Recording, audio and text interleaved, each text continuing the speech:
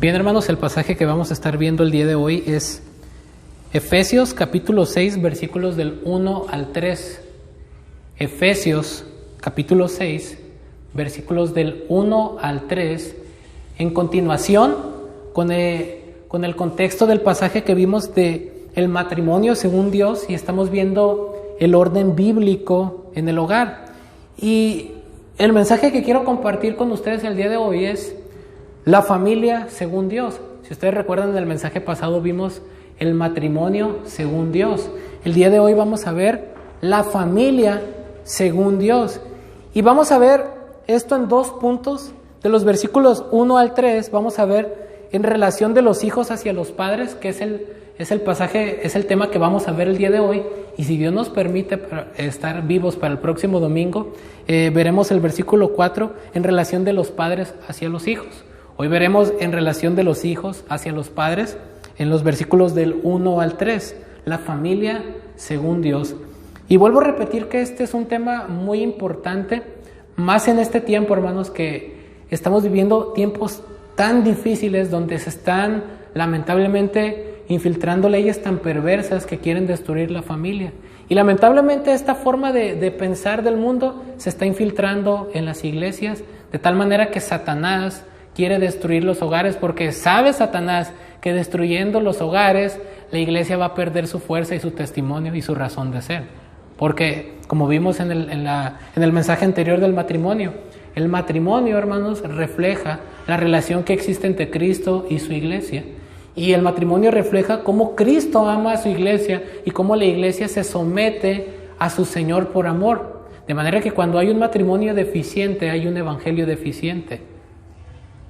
De manera que también esta manera de vivir del evangelio tiene que ir más allá y también concierne a los hijos en relación con sus padres. Y es lo que vamos a ver el día de hoy. En la familia según Dios, en relación de los hijos hacia los padres. Comienzo con el capítulo 6, versículo del 1 al 3 de Efesios, que dice de la siguiente manera. Síganme ahí con su vista. Hijos, obedeced en el Señor a vuestros padres, porque esto es justo. Honra a tu padre y a tu madre, que es el primer mandamiento con promesa, para que te vaya bien y seas de larga vida sobre la tierra. Estos versículos, hermanos, son demasiado claros, pero no por ello carecen de profundidad. En primer lugar, hermanos, esta exhortación del apóstol Pablo va dirigido hacia los hijos.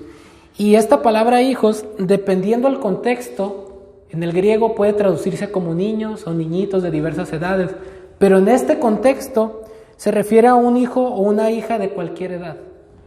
En este contexto se refiere a un hijo o a una hija de cualquier edad. De manera que todos aquellos que somos hijos o hijas, aplica para nosotros esta verdad. Y dice de esta manera, fíjese bien, hijos, obedeced en el Señor a vuestros padres, porque esto es justo. Para que estas palabras cobren sentido, hermanos, tenemos que hilarlo con el contexto. Recuerden que uno de los temas principales de esta epístola es la unidad en el Espíritu. Y una de las maneras que Pablo nos enseña que se logra la unidad en el Espíritu es con lo que dice en el versículo 19 del capítulo 5, Efesios 5:18, siendo llenos del Espíritu Santo. ¿Y qué es ser llenos del Espíritu Santo? Es ser controlados por el Espíritu Santo a través de la palabra de Dios. Es ser controlados por el Espíritu Santo a través de la palabra de Dios. Y hay un pasaje paralelo de esto, si nos vamos por ejemplo a Colosenses, capítulo 3, que de hecho fue el pasaje que leyó nuestro hermano Cuauhtémoc, en el versículo 16, fíjese lo que dice este versículo en Colosenses 3:16. La palabra de Cristo mora en abundancia en vosotros, enseñándoos y exhortándoos unos a otros en toda sabiduría, cantando con gracia en vuestros corazones al Señor, con salmos e himnos y cánticos espirituales. Quiero que noten una relación entre este versículo y el de Efesios 5:18. Dice, no os embriaguéis con vino, en lo cual hay disolución, antes bien, sed llenos del Espíritu, versículo 19, hablando entre vosotros con salmos, con himnos y cánticos espirituales, cantando y alabando al Señor en vuestros corazones. ¿Notan que las palabras son muy similares? Pero ven que acá Pablo en Colosenses usa un sinónimo de la llenura del Espíritu. Con otras palabras, la palabra de Cristo mora en abundancia en vuestros corazones. La palabra de Cristo mora en abundancia en vosotros, perdón. Es decir que cuando la palabra de Dios habita en nuestros corazones, es el equivalente a ser llenos del Espíritu. ¿Y qué es lo que produce? Lo que nos dice este texto: enseñándonos y exhortándonos unos a otros en toda sabiduría, cantando con gracia en vuestros corazones al Señor, con salmos e himnos y cánticos espirituales. Es decir, que ser llenos del Espíritu equivale a que la palabra de Cristo mora en abundancia en nosotros, y al ser controlados por la palabra de Dios, el Espíritu se vale de eso para transformar nuestro carácter, nuestras actitudes, y que reflejen la gloria y la justicia de Cristo. Luego Pablo, en este contexto, liga que uno de los resultados de ese control del Espíritu de Dios en nuestras vidas por medio de la palabra de Dios o la palabra de Cristo que mora en abundancia en nosotros es que nos vamos a someter unos a otros en el temor de Dios, lo que dice el versículo 21. Y Pablo nos empieza a dar ese orden, ¿no? Las casadas a sus esposos como al Señor, los esposos deben amar a sus esposas, así como Cristo amó a la iglesia. Ya vimos eso. Y parte de ese control del Espíritu en nuestras vidas, de la palabra de Cristo que mora en abundancia en nosotros, que produce esos cánticos de gratitud a Dios, esa vida transformada por Dios, controlada por el Espíritu Santo, también se manifiesta en una vida de sometimiento de los hijos hacia los padres. Por ejemplo, nos podríamos preguntar, ¿cómo sabemos, por ejemplo, que nuestros jóvenes son cristianos? ¿Cómo sabemos que nuestros jóvenes están andando en el Espíritu, están viviendo vidas agradables al Señor? Hay tantas cosas, hermanos, que se han sustituido por la palabra de Dios, que creemos que porque nuestros hijos sean moralmente buenos, porque se porten bien a la escuela, porque saquen buenas calificaciones, ¿ya por eso son cristianos? No, ¿verdad? Cuando nuestros hijos comienzan a vivir de la manera que la palabra de Dios nos dice, por amor a Cristo, en sometimiento a Cristo, es de la manera que nos damos cuenta que están siendo controlados por el Espíritu, y al ser controlados por el Espíritu quiere decir que han sido regenerados, que Cristo habita en ellos. Y una de las maneras que nos muestra entonces este texto es cómo manifestar esa llenura del Espíritu en nuestras vidas a través del sometimiento en el orden bíblico que Dios diseñó en el hogar. Ya vimos acerca de este orden en el matrimonio, y hoy veremos esto en el hogar, en la familia, en relación de los hijos hacia los padres. Comienza dirigiéndose al versículo 6, hijos, es decir, gente de cualquier edad, hombre o mujer, obedezcan en el Señor a vuestros padres. Esta palabra obedecer de alguna manera tiene conexión con el contexto, con la palabra someteos. Recuerden que la palabra someteos, del griego hupotazo, significa ponernos bajo la autoridad de estar subordinado a. Y esto implica que Dios en su diseño en la familia, en el hogar, ha delegado autoridades. Fíjese bien, esto puede ser un poco difícil de comprender en un contexto donde se aboga tanto por los derechos humanos y la igualdad de género y todo ese tipo de cosas, y también es difícil de comprender en un contexto donde la autoridad se ha llevado al extremo y hemos visto dictaduras, tiranías y todo ese tipo de cosas. Pero Dios ha diseñado en el hogar un orden de autoridad. Ahora, esta autoridad, como ya lo hemos explicado, no significa que Dios se hace superior al hombre e inferior a la mujer. El hombre y la mujer somos absolutamente iguales en valor y dignidad delante de Dios. Somos pecadores de la misma manera y somos redimidos de la misma manera. En lo que sí diferimos es en roles y funciones debido al diseño de Dios. Dios estableció al varón como cabeza del hogar y la mujer es su ayuda idónea, su complemento, y ambos tienen una misión que cumplir para la gloria de Dios en su hogar, en su matrimonio. Y también los hijos son parte de este plan. Dios diseñó la familia para que fuera el semillero del evangelio, por decirlo así, en un mundo de tinieblas. Es muy importante la familia, hermanos. Tan importante es que yo creo que es una de las razones principales por la cual la iglesia ha perdido su poder espiritual y su testimonio ante este mundo incrédulo. La mayor parte de tasa de divorcios, siendo que sucede entre cristianos en iglesias. La mayor tasa de drogadicción que surge o de delincuencia entre jóvenes, la mayoría de esos jóvenes que nosotros descubrimos esto con tristeza y dolor en nuestro corazón, son jóvenes que fueron criados en la iglesia desde pequeños. ¿Cómo vamos a impactar a un mundo que vive en tinieblas si no hay diferencia del mundo? Esto es terrible, ¿no? La familia juega un rol y un papel muy importante, hermanos, en el Evangelio, en el plan de Dios Salvador para la humanidad. Y el diablo sabe eso y por eso el diablo quiere destruir la familia. Por eso es que nosotros necesitamos volver al diseño de Dios y entender estos principios, estas verdades y aplicarlos a nuestra vida y luchar para que Dios sea honrado a través de obedecer a estas verdades. Hijos, obedeced. Esta palabra entonces está ligada con someteos unos a otros en el temor de Dios, ponernos bajo la autoridad de la persona que Dios designó como autoridad sobre nosotros para dirigirnos, para guiarnos, por amor. En este caso las esposas a sus esposos y ahora los hijos hacia los padres. Hijos, obedeced. Y esta palabra obedeced es un verbo muy interesante, hermanos, porque cuando yo estaba estudiando el significado de esta palabra, me llevé con una sorpresa. Bueno, me llamó mucho la atención que este verbo griego está compuesto y su significado literal es oír bajo,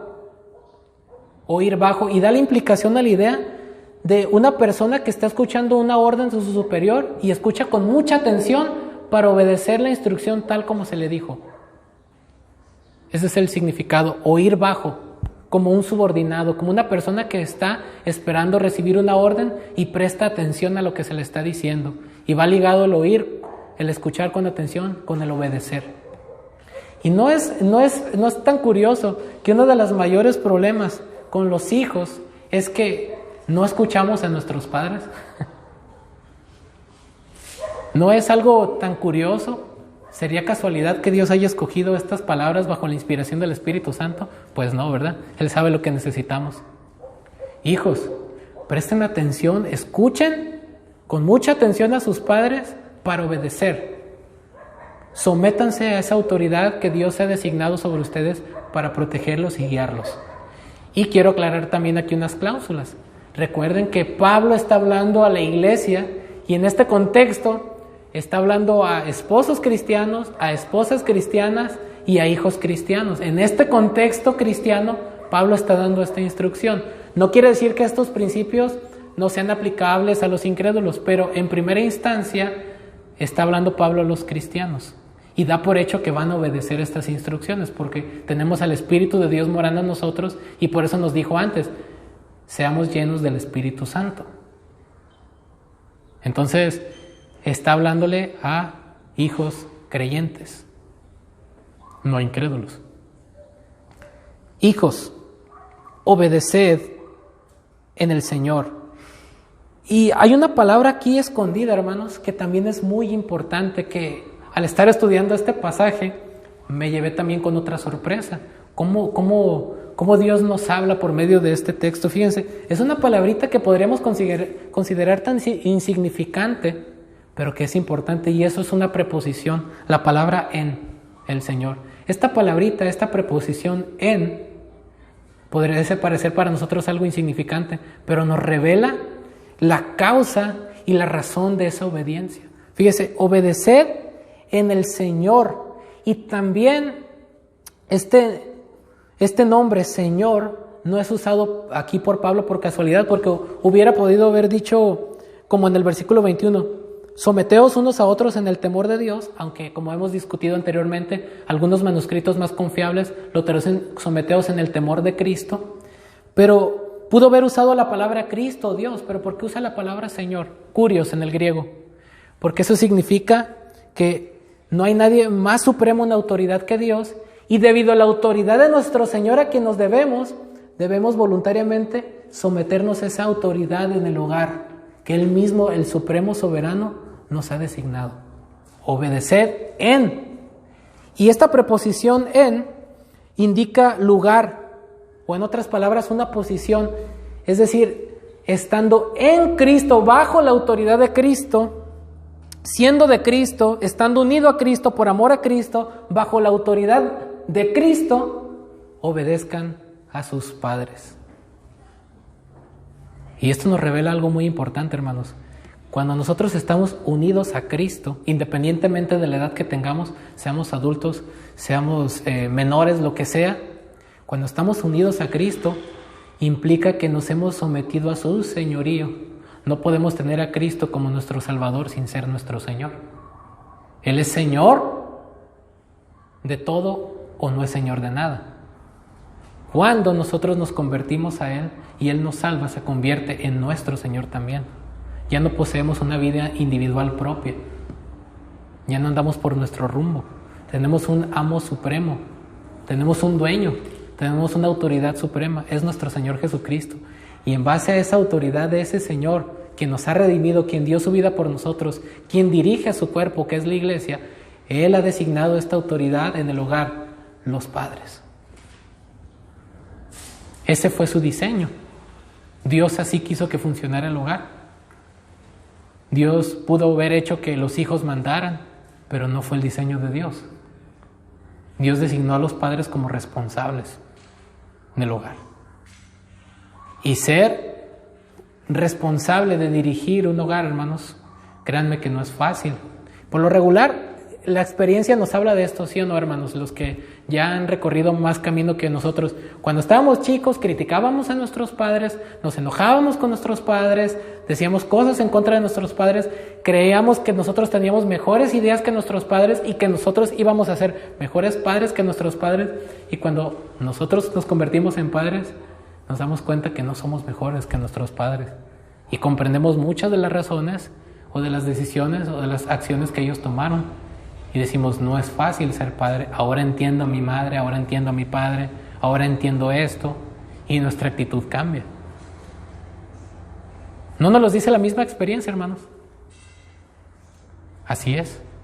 Bueno, Dios diseñó y designó en su soberanía que los hijos tenemos que estar sometidos por amor a Cristo en el Señor, bajo la autoridad de Cristo, a nuestros padres. Mientras estemos viviendo en su hogar, ellos son responsables de nosotros. Y como responsables de nosotros, cuando estamos bajo su, se puede decir, protección, bajo su autoridad, nos debemos a Dios y Cristo nos dice que tenemos que ser obedientes. Lo contrario a esto, hermanos, es una afrenta al Evangelio. Un hijo desobediente no refleja a Cristo, no refleja el Evangelio. Y lamentablemente todos somos culpables de estos pecados, ¿no? Si no fuera por la preciosa sangre de Cristo que fue aplicada a nuestras vidas y nos transformó, todos mereciéramos ser apedreados, ¿no? Como en el Antiguo Testamento, por rebeldes. Pero una de las grandiosas obras que hace el Evangelio en nuestras vidas al santificarnos es precisamente cambiar nuestra actitud. Mientras que el mundo promueve la rebeldía, promueve la independencia, la autonomía, la palabra de Dios nos lleva a someternos, a ceder nuestra voluntad en amor y someternos a las autoridades que Dios ha designado en el hogar hacia nosotros por amor a Cristo, contrario a los valores del mundo. Hijos, obedeced en el Señor a vuestros padres. De hecho, me gusta más cómo traduce esta parte de la Biblia textual, porque dice a vuestros progenitores. Es decir, aquellos, el padre y la madre que dan vida, nutren y crían al niño. Hijos, obedezcan en el Señor a vuestros progenitores, a vuestros padres. Y otra cosa curiosa del verbo obedeced es que este verbo está en tiempo presente. ¿Y qué tiene que ver esto, hermanos? No, este tiempo presente es una acción progresiva que no tiene comienzo ni final, es decir, algo que nos caracteriza a diario y en todo momento. No dice, comiencen a obedecer a sus padres o obedezcan a sus padres una vez o háganlo en un futuro o ocasionalmente. Es una acción continua que debe de caracterizar nuestras vidas. Otra cosa interesante es que está en un modo imperativo, es decir, de mandato, de orden. Es un mandamiento, no es una opción. Hijos, obedezcan a sus padres, no es una opción para el cristiano. Continuamente estén obedeciendo a sus padres, y lo podríamos traducir así. Obedeced en el Señor a vuestros padres. Y por lo regular, hermanos, como Dios sabe que somos bien curiosos, y no sé si a usted le ha tocado ver a los niños cuando los mandan a hacer algo, ¿y por qué? ¿Y por qué? ¿Y por qué? Y luego se nos viene, después de que alguien nos da una orden, inmediatamente nos brota el por qué, ¿sí o no? Así somos, y Dios lo sabe. Y curiosamente Dios nos dice por qué tenemos que hacerlo, aparte de que ya nos dijo que en el Señor, y eso significa que si hemos sido redimidos por ese sacrificio precioso de nuestro Señor y nos debemos a Él por gratitud, estamos en Cristo, unido a Cristo, obviamente lo vamos a hacer por gratitud y amor, por habernos salvado del infierno, por su precioso sacrificio, ¿no es verdad? Pero también, cuando nosotros hemos sido salvados, nuestras almas han sido transformadas, han sido redimidas, hemos sido regenerados para una nueva vida, de modo que si alguno está en Cristo, nueva criatura es, las cosas viejas pasaron, y aquí todas son hechas nuevas, según a los Corintios 5:17. Una de las reacciones primarias del alma regenerada es que anhela la justicia de Dios, anhela agradar a Dios. Y la razón por la cual Dios nos pide que obedezcamos, que honremos a nuestros padres, es porque esto es justo, es decir, porque es lo que a Él le agrada. Y si nosotros queremos agradar a Dios, vamos a hacer lo que es justo. Y uno de los primeros actos de justicia que nosotros podemos hacer como personas justificadas del pecado es la obediencia. La obediencia en el hogar comienza a los padres. Fíjese cómo está esto, porque esto es justo. Y esta palabra justo del griego dikaios significa aquello que es recto, bueno, íntegro, acepto ante Dios. Y obviamente esto tiene que ver con los atributos de Dios, puesto que Dios es justo, Él quiere que reflejemos esa vida de justicia comenzando en el hogar. Fíjese lo que nos dice Jeremías 9:24, hablando acerca del carácter de Dios y de lo que Él quiere que reflejemos. Jeremías 9:24. Debido a que Dios por naturaleza es justo, Dios quiere que seamos imitadores de su carácter. Y la justicia es parte de ese atributo que Dios quiere que nosotros reflejemos. Fíjese lo que dice Jeremías 9:24. Jeremías 9:24 dice: mas alábese en esto el que se hubiere de alabar, en entenderme y conocerme que yo soy Jehová, que hago misericordia, juicio, ¿y qué dice? Y justicia en la tierra, porque estas cosas, ¿qué dice el Señor? Porque estas cosas quiero, dice Jehová. Debido a que Dios es justo, Él desea que sus redimidos, que sus hijos reflejen esa justicia. Y esa justicia, hermanos, no comienza reflejándose en lo externo, comienza reflejándose en el hogar. En el hogar. Obedeced en el Señor a vuestros padres, porque esto es justo. Y luego Pablo cita Éxodo 20:12 y Deuteronomio 5:16 cuando dice: honra a tu padre y a tu madre, que es el primer mandamiento con promesa. Versículo 3, para que te vaya bien y seas de larga vida sobre la tierra. Este verbo honra también es una palabra interesante porque el significado de esta palabra puede traducirse, dependiendo del contexto, como venerar o reverenciar, pero esto no significa una veneración o una reverencia idolátrica, ¿no? No tenemos que ver a nuestros padres como dioses, porque son pecadores igual que nosotros, redimidos por la misericordia de Dios. Pero sí nos habla de un respeto, un aprecio. Significa este verbo en este contexto, timao, significa respetar, apreciar, mostrar aprecio y respeto hacia nuestros padres. Fíjese por qué razón. Porque son las personas que Dios designó en el hogar para darnos vida. Si Dios no hubiera unido a nuestros padres, nosotros no hubiéramos venido a este mundo. Dios los usó para darnos vida. Los usó para criarnos, para nutrirnos, para cuidarnos y los usa para guiarnos. Fíjese qué grandes cosas. Ahora que yo miro a mi niña, que tiene apenas unos meses, los niños no se pueden alimentar por sí mismos. Los niños no se pueden cambiar el pañal por sí mismos. Nada pueden hacer por sí mismos. Uno tiene que hacer todo por ellos. ¿Y por qué lo hacen? Obviamente porque Dios ha puesto un amor en nuestros corazones por ellos, ¿verdad? Pero gracias a esas atenciones que la madre y el padre le dan, estos niños crecen y después tienen vida. Y después se hacen independientes y crean su propia familia. Pero ¿es que acaso olvidamos todos estos detalles? Que nosotros estamos aquí porque hubo personas que Dios usó para traernos a la vida, para guiarnos, para alimentarnos, para nutrirnos, para crearnos, para dirigirnos, de tal manera que estamos aquí.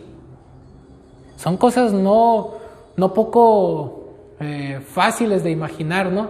Los desvelos que tal vez tuvieron que exponerse nuestros padres o nuestras madres cuando estábamos bebés, ¿no? Y más que dicen que los varones somos más llorones. Y bueno, en mi caso, algunos de ustedes conocen mi historia, ¿no? Que yo era muy llorón de bebé. Pero el punto es este, hermanos.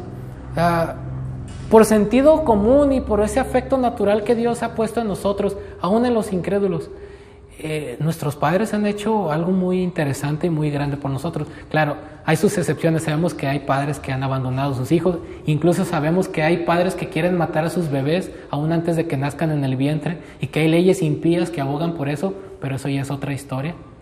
Pero en general, hermanos, es increíble cómo Dios usa a nuestros padres para traernos a la vida, para criarnos, para guiarnos, para nutrirnos, de tal manera que podemos desarrollarnos en este mundo. Y hay algo que se me hace curioso en la Escritura, hermanos.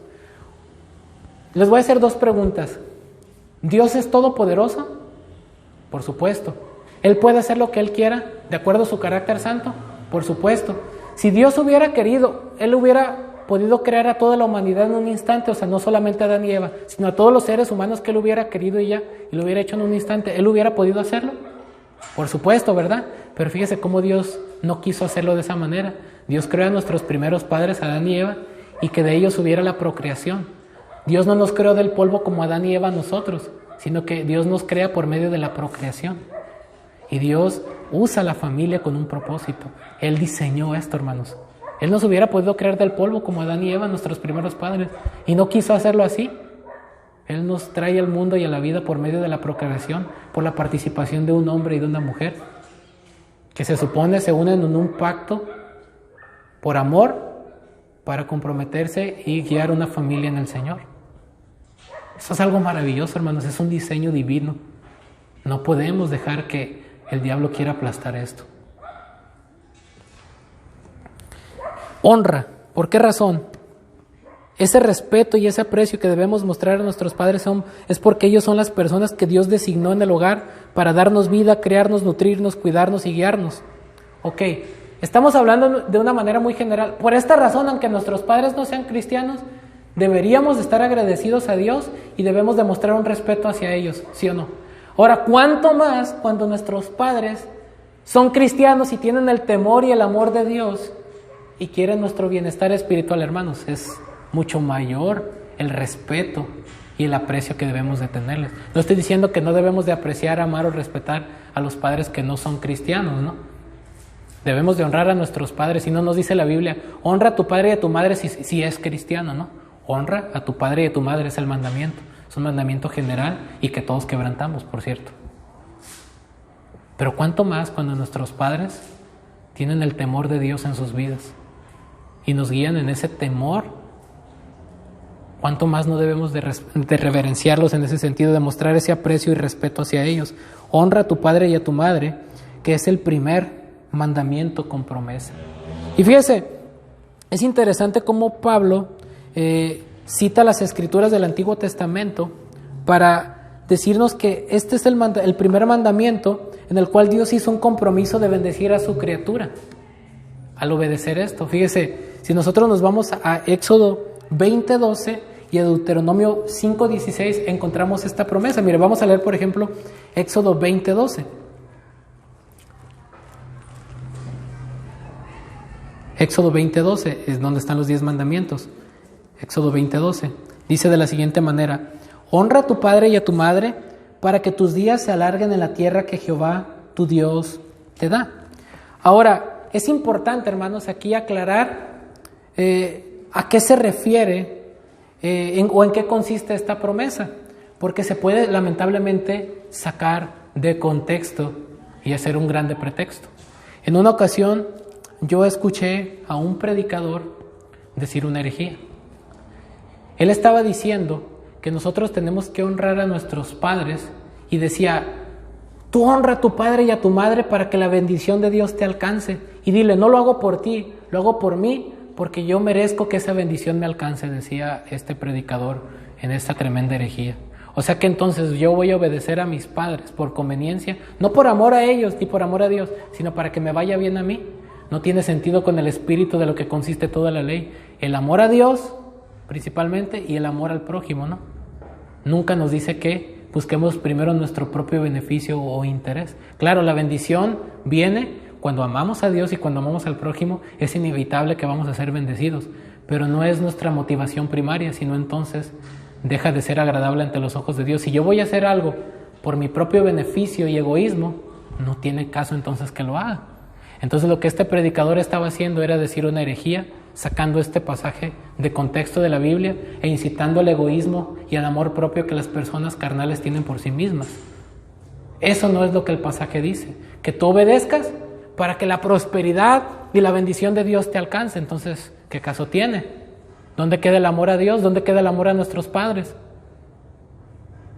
Eso es terrible. Pero ¿qué sí significa? ¿En qué consiste entonces esta promesa? Vemos 2 puntos de esta promesa: para que te vaya bien. Esta palabra bien quiere decir una vida apropiada, satisfactoria, dichosa. Dios promete que aquellos que por amor a Cristo, por amor a Él, por amor a sus padres, le honran de esta manera, respetándolos, apreciándolos, obedeciéndoles, Dios promete una vida dichosa, no solamente en la vida venidera, sino en el presente. Y lo vemos, hermanos, por lo regular, cuando hacemos casos aún de personas que ni siquiera son cristianos y que se han hecho cargo de sus padres, por ejemplo, cuando están enfermos y les han dado atenciones y han visto por sus padres, y vemos que tienen una vida más tranquila que las personas que ni siquiera se acuerdan de sus padres, ¿sí o no? Nos ha tocado ver eso aún en incrédulos. ¿Cuánto más un creyente que por el amor de Cristo está al pendiente, honra, ama, aprecia y respeta a sus padres? Hay una promesa aquí, hay una vida dichosa que Dios nos promete, ¿no? Aunque nuestra mejor vida no es aquí, en la tierra, ahora, es una preparación para las bendiciones que experimentaremos en la vida venidera. Y vale la pena. Otro de los aspectos de esta promesa es: y seas de larga vida sobre la tierra.